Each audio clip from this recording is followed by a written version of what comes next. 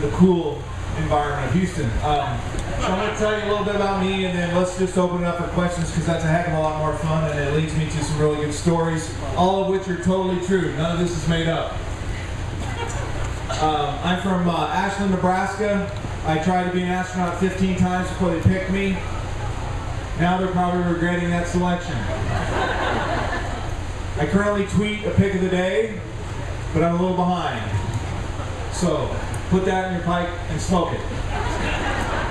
I flew twice in space. I flew on Atlantis on June the 8th, 2007, spent 152 days on board the International Space Station, came home with STS-120 and Discovery. Then I was honored enough to be able to fly again just a little over a year ago on STS-131 with the crew of Discovery. And we went to the International Space Station for 15 days. I've logged about 167 days in orbit. I've done 6 spacewalks, 38 hours, 28 minutes and change. Okay?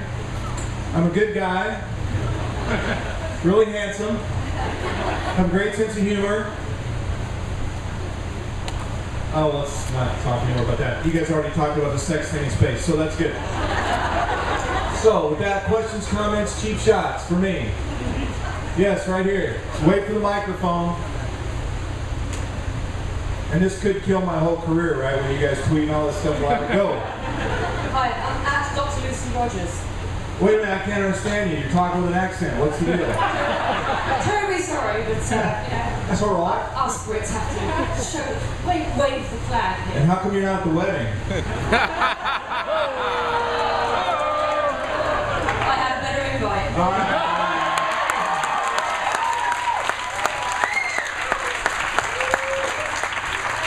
Hey, tweet that, Kate. Okay, go.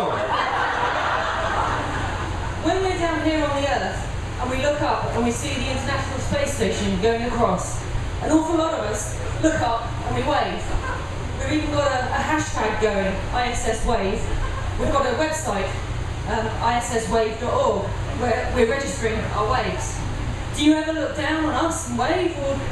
Absolutely, but the problem I have with that is there was some dude in Edinburgh, and I don't think that was a wave that he was showing me. But absolutely, every time. Thank you. And that's the favorite thing I had to do, was look down at the Earth. It's absolutely spectacular. Anyone? Yes. Now the idea here is we ask one way on that side of the room and one way on this side of the room, and this guy has to run back and forth with one single microphone, and he sweats like a pig. So she's right here. Can you tell us how you became an astronaut? Like, what was your education? Air Force Academy, I think? Civilian, don't talk that military stuff with me. I went to a small school in Nebraska called Hastings College. I wanted to play football at the University of Nebraska. There you go. Is that my Husker over there? Hey, give a hand for a Husker right here. Hastings College, I went there. I wanted to play football at the University of Nebraska, but they wanted me to walk on, and I wasn't too sure I wanted to try that. So I went to Hastings, where my sister was, and I got a degree in physics there. Then I went to Iowa State University over in Ames and got a master's degree. Oh, go Cyclones. My underwear is Iowa State today. Sorry if I can't. So I got an aerospace engineering degree at Iowa State, and then as soon as I was eligible, once I got a master's, I could apply to be an astronaut. And I started applying to be an astronaut in 1983. 15 applications later, I got my first interview in 1996. I was not selected. I was told that they were concerned with my technical background because I've been in NASA management for several years. But my brain had not morphed yet. And so I got interviewed again in 1998 and focused a little more on what I'd accomplished technically in my career, and I was lucky enough to be selected. Does that help you? Perseverance is the word. You never give up. You never stop trying.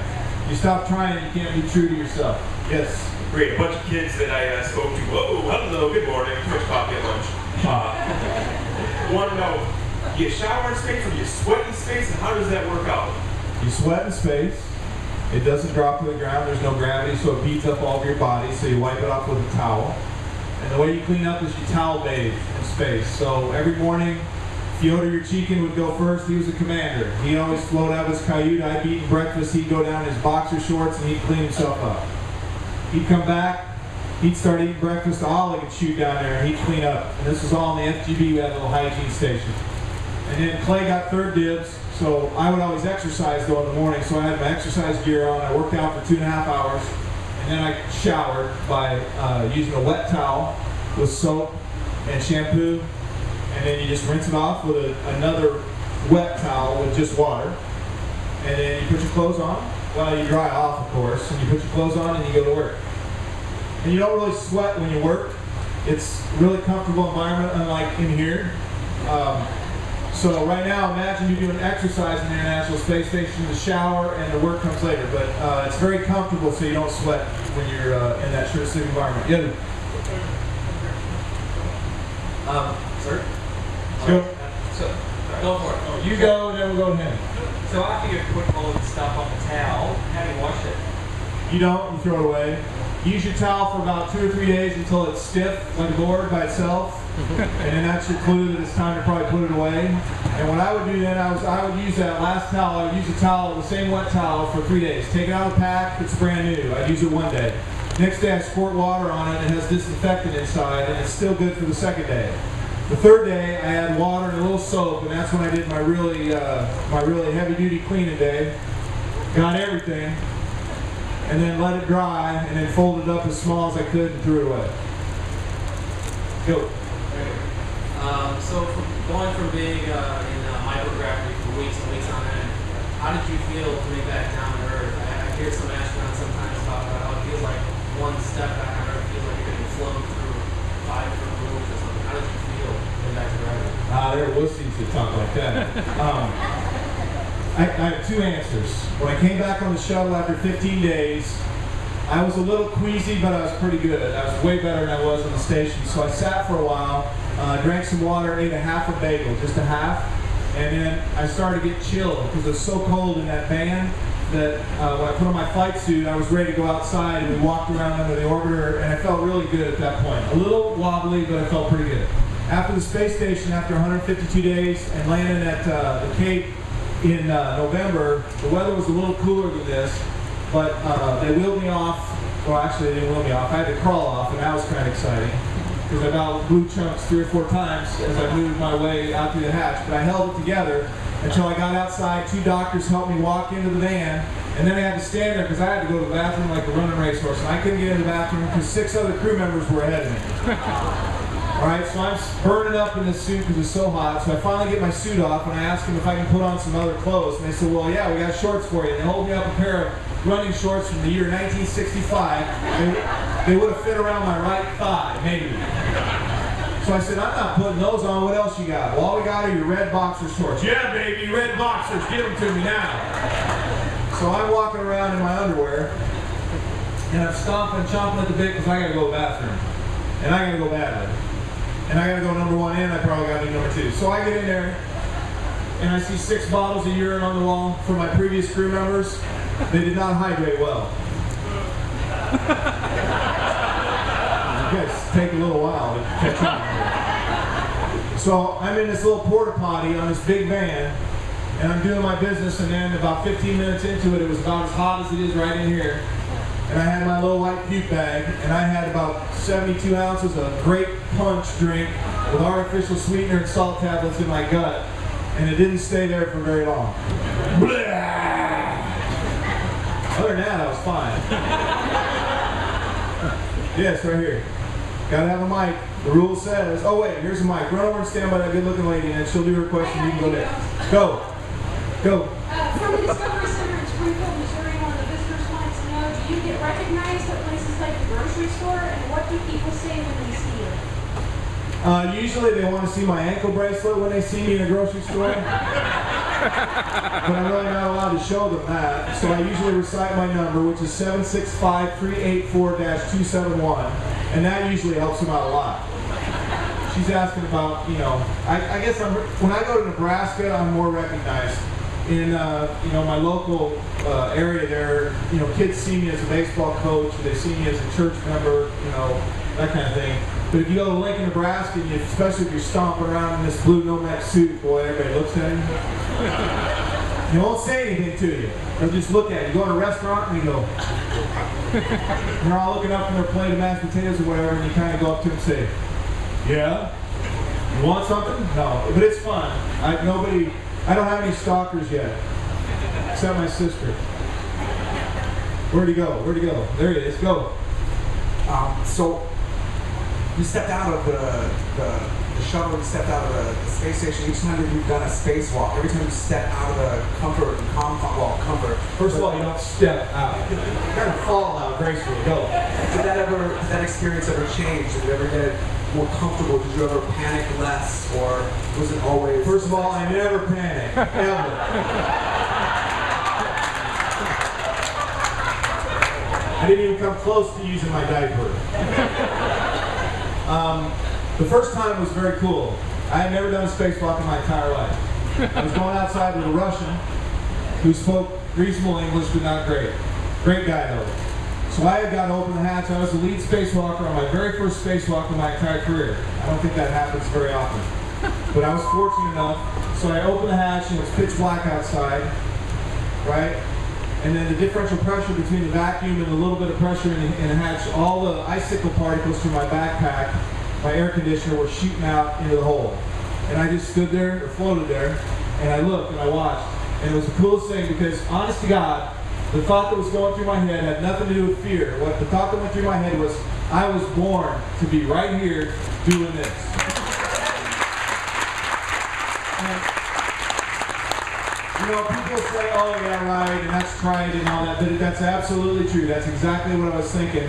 And then when I gracefully exited the space station and flew out, I mean, it was awesome. So the subsequent trips, it was more comfortable, and I mean, I knew what to expect, but it seems like all six of them I did, I went out at night, which was interesting because it's a little different when you look out that hole and the Earth's shooting by at 5 miles a second. When it's black, you don't have anything to refer to. But when you see the Earth singing by, you know, some people squeeze tight, some people get dizzy, some people think they're falling. You know, does that help?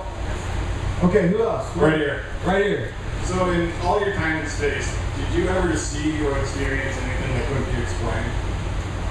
I mean, like, alien? Anything unexplained. Well, I tell people the only thing I saw that even looked like an alien was Oleg in his boxer shorts. But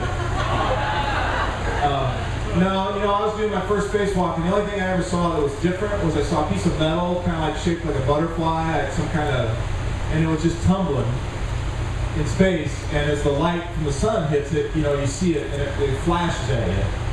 And that's the only thing I ever saw that was something I didn't expect. I didn't try to communicate telepathically with aliens. You know, I mean, you can do that through tweeting. I mean, we have time for 2 more questions. Is that all? Holy cow! Where are they? Yeah, right over here. Right. Oh, go. Sorry.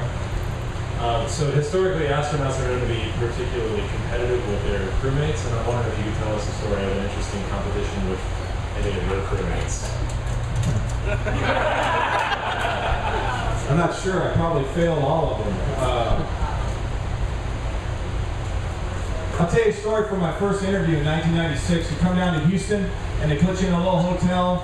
Of course, I live locally, so I didn't have to stay in a hotel, but they send you, all of you, there are like 40 of us or something, or no, I guess 120 of us, I forget the number, but a bunch of us in a room. And you go around the room, and you're with all these guys that want to be astronauts. So they're astronaut hopefuls, which is called an ass hope. And so all these guys are in this room, and they ask you, the first thing they ask you to do is to stand up and say a little bit about, introduce yourself and tell them where you're from and say a little bit about yourself. And it was the funniest thing I'd ever seen. Because every one of these people was getting up, not everyone, but a lot of them, and they had something they'd obviously been thinking about for months, maybe years. Right? They'd been practicing in front of the mirror on their delivery techniques and their hand motions and all that stuff. And just to listen to some of the things they would say was hilarious. That's how competitive they all were. Everybody wanted to get a leg up on the other guys in the room. And, you know, me, I'm just me. You know, my deal was, I'm going to be me. I'm going to tell you who I am. You'll either like me or you won't. And you can go around JSC. I'd worked there for forever. So I told them, you can go find anybody on the JSC campus and just tell them, do you know Clayton Anderson? And if they say yes, which they probably will about 50% of the time, ask him about him. Say, what's he like? Do you see him? Where do you work? Do you work with him? Do you do sports with him? Do you go to church with him? Do you hang out in the community with him? Find out about me. Okay? And I told them that I think you'll get positive responses. So I don't know if they did or not, but hey, here I am, so what the heck? Is that okay?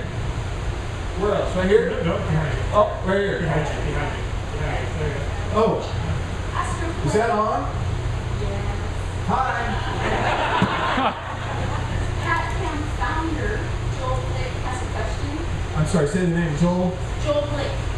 Blick? Blick? Blick. Blick, okay. With the retirement of the space shuttle fleet, what words of encouragement could you provide to future astronauts? Okay, with the shuttle going away, future astronauts, and my tweets, okay, because this involves you. There's two things I'll say before I get to the question. First of all, you are all, every time you do a pick of the day, and every time you tell me where that pick is, and you give, what's her name, Sarah, is that her name? Sarah Smith, I think's her name. Come on, you guys. You know. So she's building a map, right, and all that cool stuff. You guys are helping NASA. You guys are cataloging NASA photos, okay? So when you catalog them, NASA doesn't have to. They have somebody following us on the Twitter, right? And they look at what you tell them, and then they go catalog that photo. So you guys are doing yeoman work for the National Aeronautics and Space Administration, so don't stop. As long as I can keep Twitter and pictures, you guys can keep tweeting answers, okay? So that's one.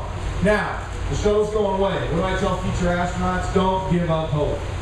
Okay, my goal or my dream is to see an American vehicle somewhere over here on the coast, maybe it's another coast, but an American vehicle with the United States flag on the side that's carrying United States astronauts into orbit. When is that going to happen? I don't know. If the commercial guys do what they say, it may be as early as 2016. I certainly hope so. I personally don't know if they can do it that quick. I don't know. I don't care. Whoever. May the best person win. But do it so it's safe, do it so it's reliable, do it so that we can get Americans back into space. Now, hold on.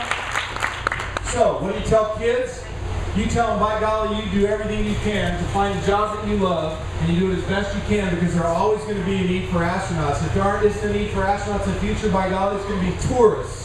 And you're going to be able to go up and live in a hotel. Or you're going to be able to go up and float around in space for 6 or 7 days, all right? That's my dream for every kid in America today, is that they'll have that opportunity to do that. So, you tell them to keep studying, keep working hard, keep doing what they love, and they'll find a way into outer space. That's my hope.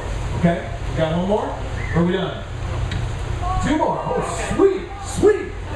So, how long can you spend just staring out the window or hanging out in the cubicle before mission control gets on your case? Well, see, at my desk at work, it's usually 4 or 5 hours. Your other desk at work. Oh! Well, not enough is the answer. You can't spend enough time looking out the window. When we went to 131, the cupola was there. I didn't get near enough time.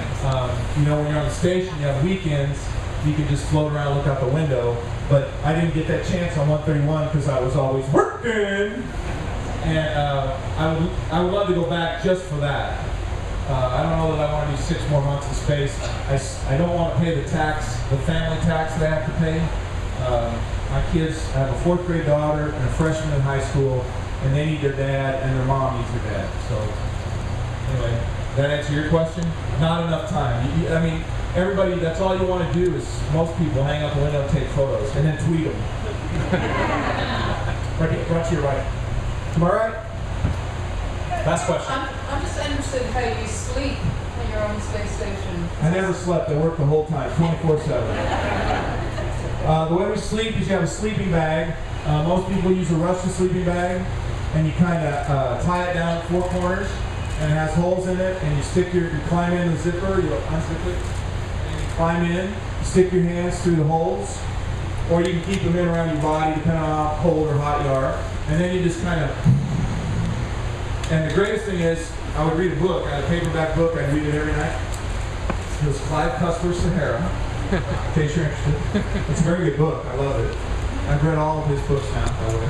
So, you hold that book, and then you know how you're at your desk at work and you're in a meeting or something and your head starts to nod off, you know, and your chin goes down, you go, and then you wake back up. Well, you don't do that in space, right? There's no gravity. So you just kind of float there, and everything on your body relaxes, and you let go of the book. And if you wake back up, the book's still there. It's very cool. I averaged 7 hours and 20 minutes of sleep in space. They did an experiment that I wore a watch that measures light, dark, and activity, so it knew how much I slept. And I slept way better in space after I got into it than I did on the ground. Although when I went back with 131, I didn't sleep very well. And it was too much going on. You know, you can't really get into a routine.